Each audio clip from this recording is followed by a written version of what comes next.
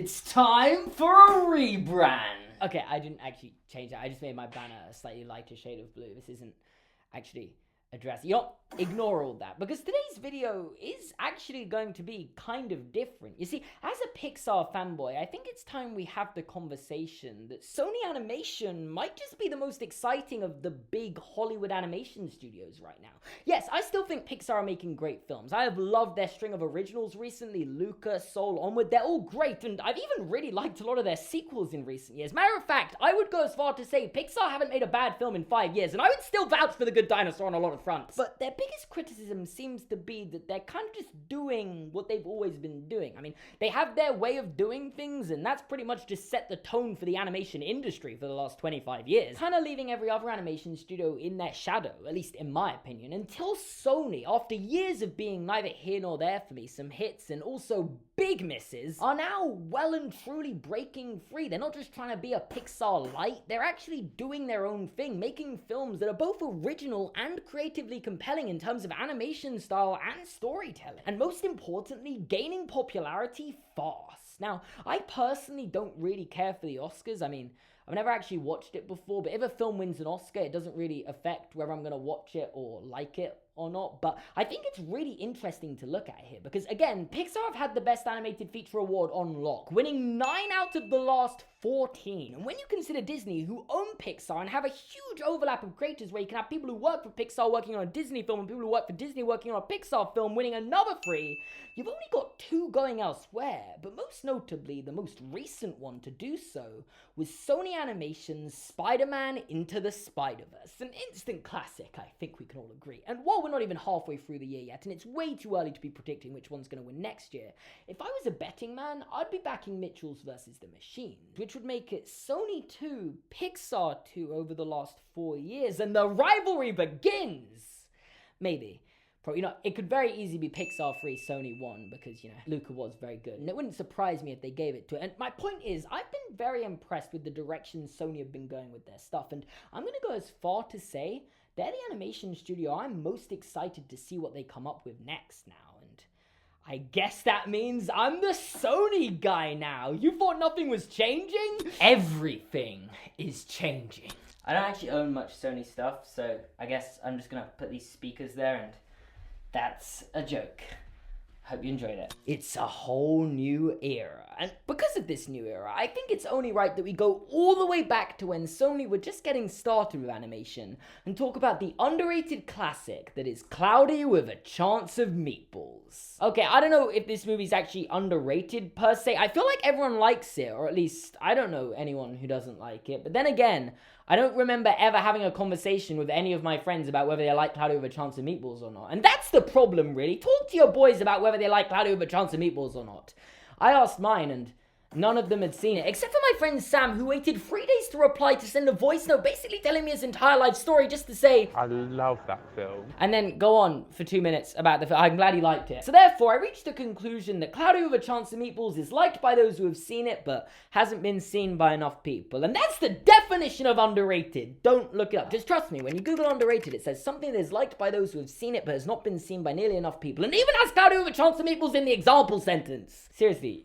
Just trust me. And either way, if you've seen it or not, I'm here today to tell you Cloudy with a Chance of Meatballs is a hilarious, kind of stupid, but makes it work for itself in an endearing kind of way, an underappreciated gem of a movie, leaving me, to this day, still surprised for one, it didn't do better at the box office, but also just didn't get the appreciation among animated classics that it deserved. But I do have a few guesses to why, and I'm gonna structure this video. Yeah, who would have guessed? Around those guesses while also praising it continuously. So let's start with the concept potentially feeling overdone and tired when the movie came out. It's not, for the record, not even slightly. This movie is unapologetically imaginative and refreshing, but the reality is, a simple description of it is an animated film about a genius inventor and all that science stuff. Which I'm not going to try and pretend I haven't seen that like 100 times before. You know, you've got Jimmy Neutron, the movie that came out in 2001, and then the television series that ran all the way through to 2006, which was only 3 years before the film came out. Meet the Robinsons by Disney had come out 2 years prior. The Nutty Professor, Facing the Fear, starring Jerry Lewis and Drake Bell, which I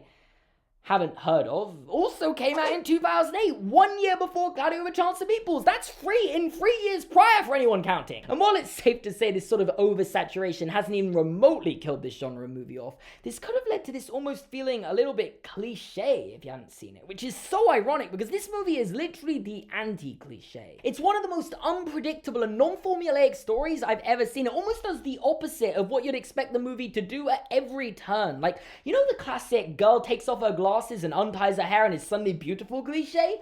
Not in the forward-thinking Cloudy with a Chance of Meatballs. In this, she ties her hair up and puts glasses on to be beautiful. Progressive! I also feel like the father-son dynamic was done differently to what you typically get in one of these movies. I mean, it does have the typical dad doesn't believe in his son and thinks he should just get a real job, aka working at his fish shop. But then, when Flint has his moment proving the rest of the town wrong as his world-changing invention is a success, to an extent, something that happens a lot earlier in this film than typical. His dad is the one person who isn't proud of him. While the rest of the town loves Flint, he doesn't agree and correctly thinks that the negatives might outweigh the positives with this new successful invention. And usually with these movies, someone's right, someone's wrong, and therefore the one that's wrong ends up learning a lesson. But in this, they're both kind of wrong. As Flint realizes his dad was right and that he needs to turn the machine off, but his dad should have also appreciated and commemorated what he had done and achieved. So in conclusion, I think this is a really well written and tightly knitted story with complex characters and is by no means the furthest thing away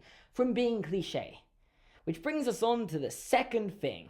Pixar released Up that summer. Yep, I guess I'm back to talking about Pixar again. Because, I mean, how good is Up? A movie about an old man tying a bunch of balloons to his house and flying away? That's straight out of the Pixar book of, that's the most absurd thing anyone's ever said. I love it. And, I mean, it might genuinely be the most insane concept for a movie I've ever heard. Except, well, I guess there is that one where the clouds start raining food.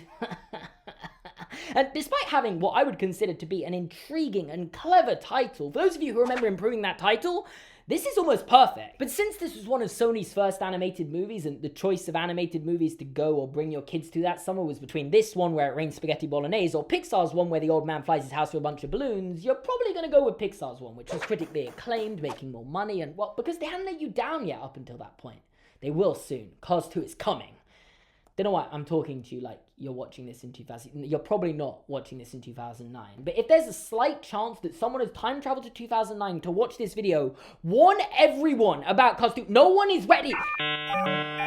And I guess there was a possibility with Cloudy with a Chance of Meatballs. The concept was so silly, it could have just ended up being outright bad, or at the very least tended towards children, leaving very little to be enjoyed for adults, which on the contrary to Up, that is, well, you know, we're not getting into that today, because I hadn't watched this movie since I was 11, and I'm just realizing now, that was over half my life. Jesus Christ.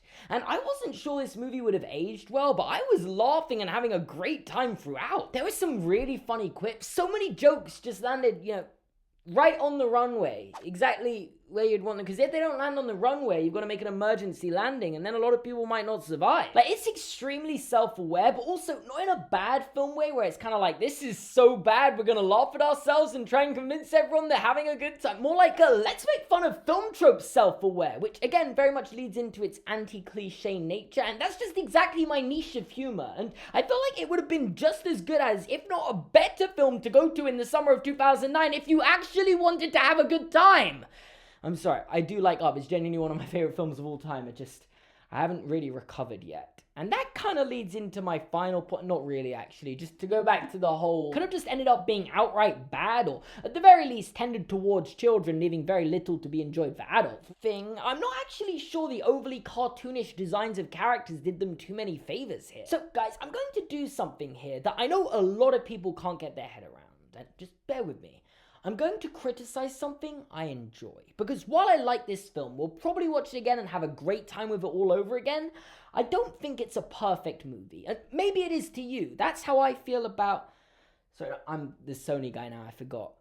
I actually have a movie I think of like that. And for me, the animation style in Cloudy with a Chance of Meatballs wasn't actually my favorite thing. It does that thing that shouldn't, but also needlessly annoys me, kind of Good Dinosaur-esque, where you have some overly realistic nature shots and backgrounds contrasted with very cartoony looking characters. And I don't know, I don't think it blends very well. Like, for some reason, it distracts me from the story. It's stupid, and I know that, and I'm sorry. But then, I'm not actually going to criticize this film for too long, because even though I think it kind of looks dumb sometimes, there are also moments where I think the designs are creative genius. Like, it's really just dependent on the scene. Again, I love the dad. His eyebrows covering his eyes give such a disapproving aura to him, perfectly fitting with his actual role in the movie, and also means anytime they actually do show his eyes, you know it's serious. But then with the mayor, it's like, he eats a lot and gets really big and fat.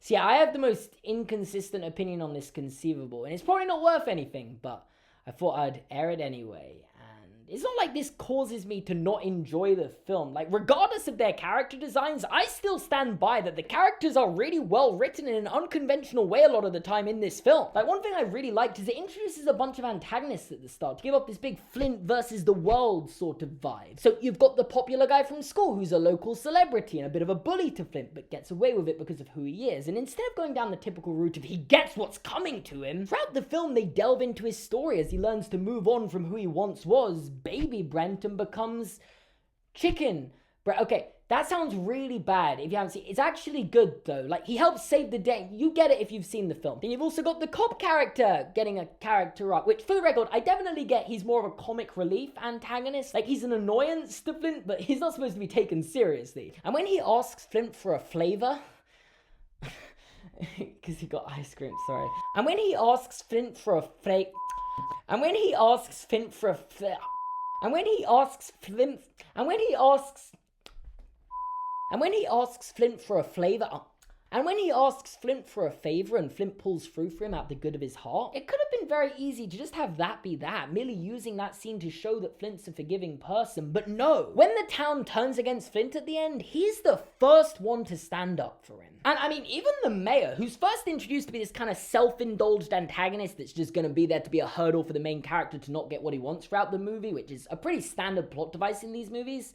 But then, they actually spend most of the film on the same side. The mayor wants the same things and actually tries to help him. Obviously, for the wrong reasons, and does end up showing his true colors in the end. But generally, anytime I thought I knew where this movie was going, it pulls out a twist and completely throws me off course. All in the meantime of bringing things back, setting up plot devices and story elements that come into play later on, and paying off the jokes from earlier on in the film.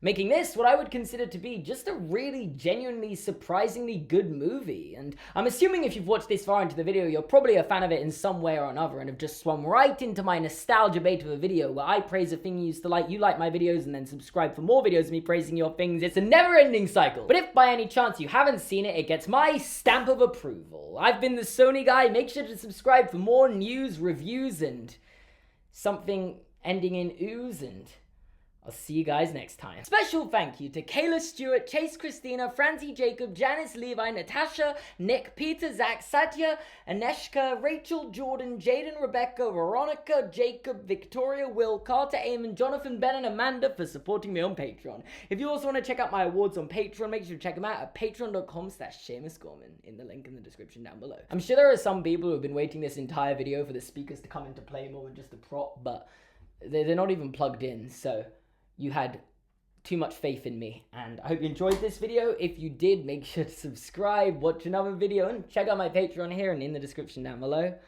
Thanks for watching, and I'll see you guys next time. I feel like I already said that, but sometimes you just gotta say some things twice to make a point about it. Okay, bye.